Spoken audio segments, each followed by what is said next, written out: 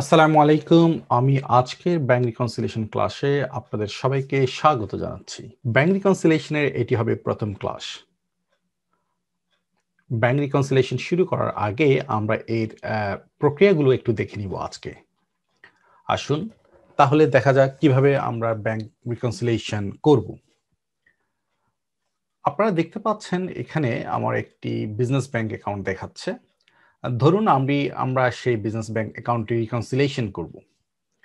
আমি এই রিকনসাইল আইটেমে ক্লিক করলাম।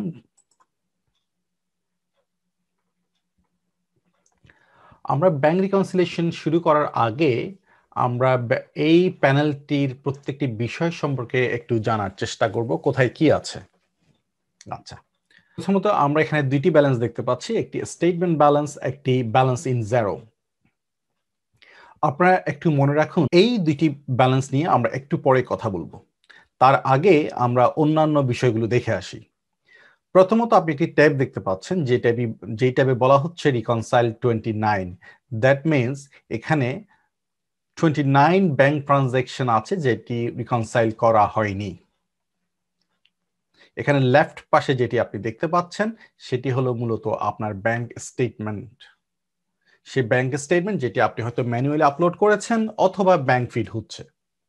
সবসময় মনে রাখবেন, বাম পাশের যেই প্যানেলটি আপনি দেখতে পাচ্ছেন সেটি ব্যাংক স্টেটমেন্ট লাইন্স, আর ডান পাশে যেটি আপনি দেখতে পাচ্ছেন সেটি হচ্ছে যেটি আপনি সিস্টেমে রেকর্ড করেছেন, যে বিলের পেমেন্ট রেকর্ড করেছেন অথবা যে ইনভয়েসের পেমেন্ট রিসিভ করেছেন, সেই ইনফরমেশনটুকু আপনাকে দেখাচ্ছে রাইট সাইডে।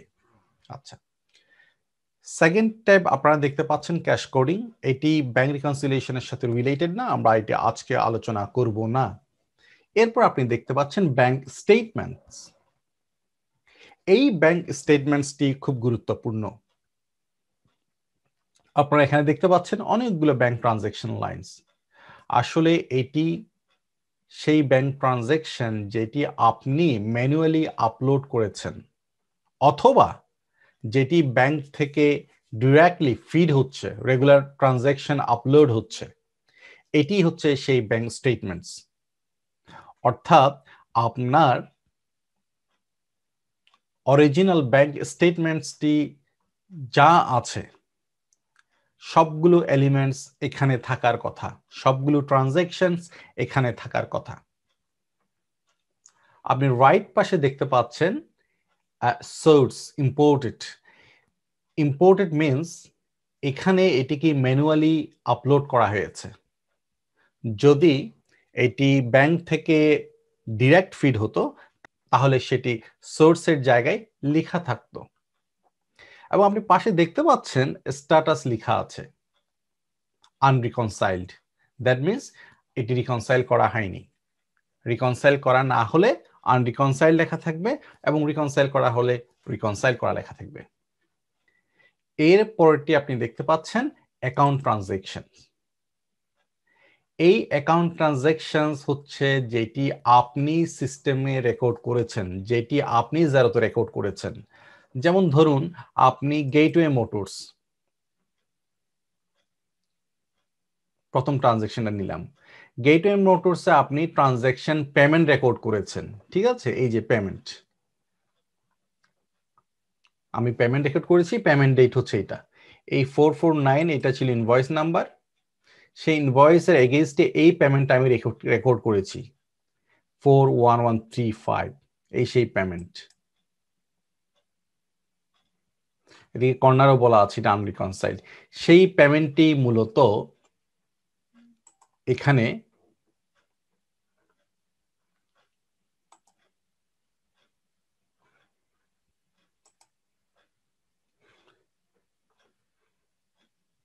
দেখাচ্ছে।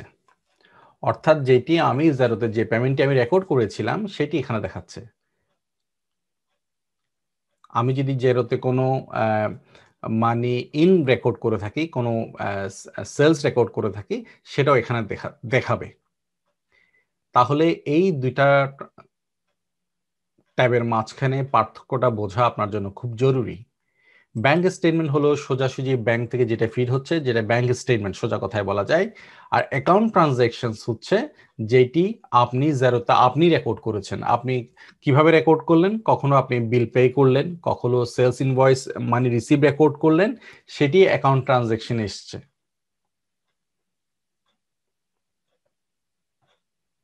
আপনি চাইলে এখান থেকে এই অ্যাকাউন্ট ট্রানজ্যাকশনস যেটি আপনার দরকার হবে না বা প্রয়োজন মনে করলে আপনি ডিলিট করতে পারবেন। এই সিলেক্ট করলেন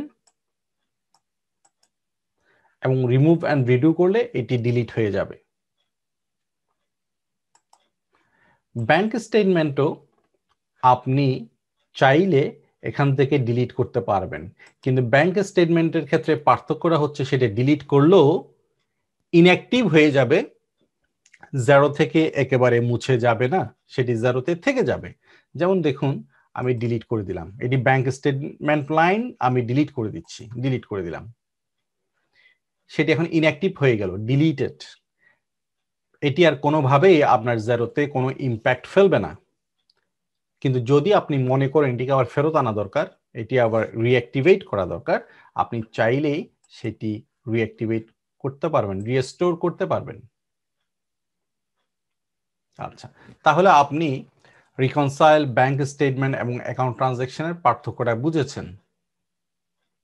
আচ্ছা, এখন আসুন আমরা স্টেটমেন্ট ব্যালেন্স এবং ব্যালেন্স ইন জিরোটা কি সেটা বুঝি।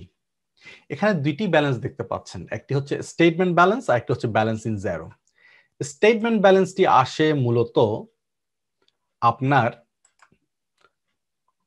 কনভার্সন ব্যালেন্স এবং তার সাথে আপনার এই ব্যাংক স্টেটমেন্টসের প্লাস এবং মাইনাস।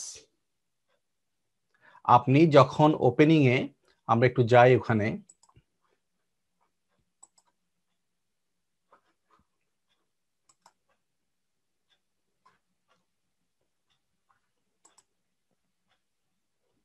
এই যে দেখুন, আমরা এখানে কনভার্সন ব্যালেন্স সেট করেছিলাম 413098। এটার সাথে প্লাস মাইনাস হয়ে আজকে পর্যন্ত যে ব্যালেন্স দাঁড়াচ্ছে সেটি হচ্ছে ব্যাংক স্টেটমেন্টস। সে প্লাস মাইনাসটা হচ্ছে কোত্থেকে? এই ব্যাংক স্টেটমেন্টস ট্রানজ্যাকশনগুলোর উপর ভিত্তি করে। অর্থাৎ আপনি যদি এখানে কোনো একটা ট্রানজ্যাকশন ডিলিট করে দেন তাহলে এই স্টেটমেন্ট ব্যালেন্সটা চেঞ্জ হয়ে যাবে। আবার এখানে যদি নতুন কোনো ট্রানজ্যাকশন লাইনস আপনি আনেন তাহলে সেক্ষেত্রেও এখানে এই ব্যালেন্সটি চেঞ্জ হয়ে যাবে। চলুন দেখা যাক। আমি এই ট্রানজ্যাকশনটা 1550 বা 200, আমি এটাই করি, এই 200টা আমি এখন ডিলিট করে দিচ্ছি। তাহলে আপনি দেখুন কি ধরনের পরিবর্তন হচ্ছে। দিলাম, আপনি এই ফিগারটার দিকে চোখ রাখুন, এখন আছে 6666.79। আমি ডিলিট করে দিচ্ছি, দেখুন ঠিক এক্স্যাক্টলি 200 পাউন্ড কমে গিয়েছে, 6466.79। আমি এখন আবার এটিকে ফেরত আনছি, এটিও এই ব্যালেন্সটিও চেঞ্জ হয়ে যাবে।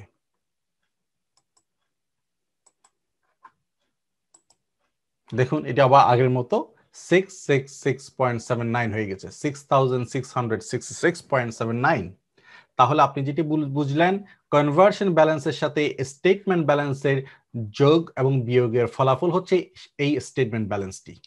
আচ্ছা, তাহলে এবার আসুন আমরা ব্যালেন্স ইন জিরো বলতে কি বুঝি।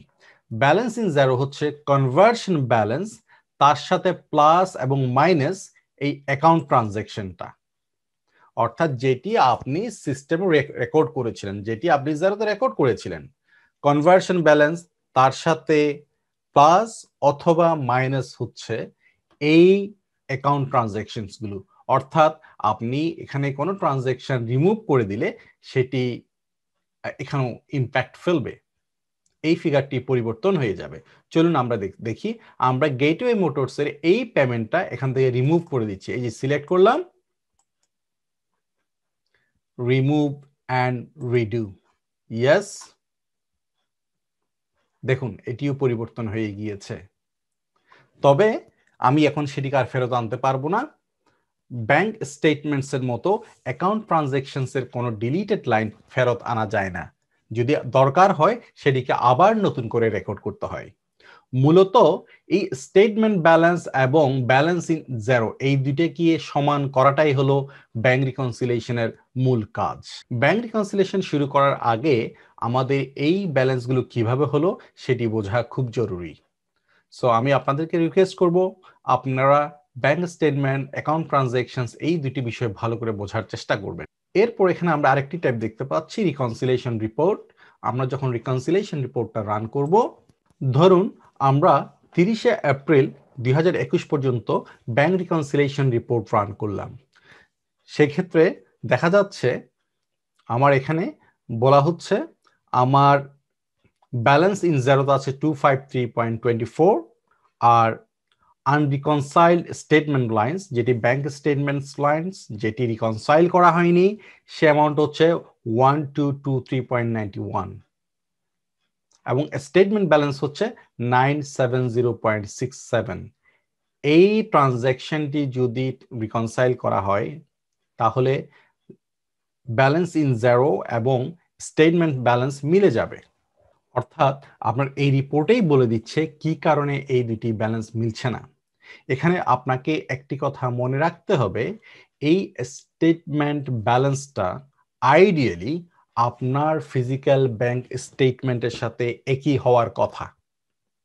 অর্থাৎ আপনার ফিজিক্যাল ব্যাংক স্টেটমেন্ট এবং সেই স্টেটমেন্ট ব্যালেন্সের সাথে ব্যালেন্স ইন জিরো যদি ম্যাচ করে যায়, এক্স্যাক্টলি সেম হয়, তাহলে আপনার ব্যাংক রিকনসিলিয়েশন ডান।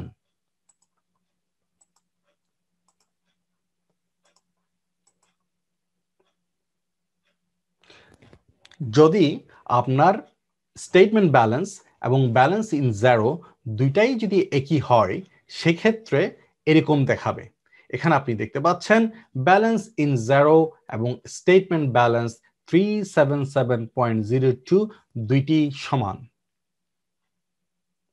আপনাকে এখানে যে জিনিসটি চেক করতে হবে সেটি হচ্ছে আপনার এই স্টেটমেন্ট ব্যালেন্স এবং আপনার অরিজিনাল ব্যাংক স্টেটমেন্টের ব্যালেন্স সমান কিনা।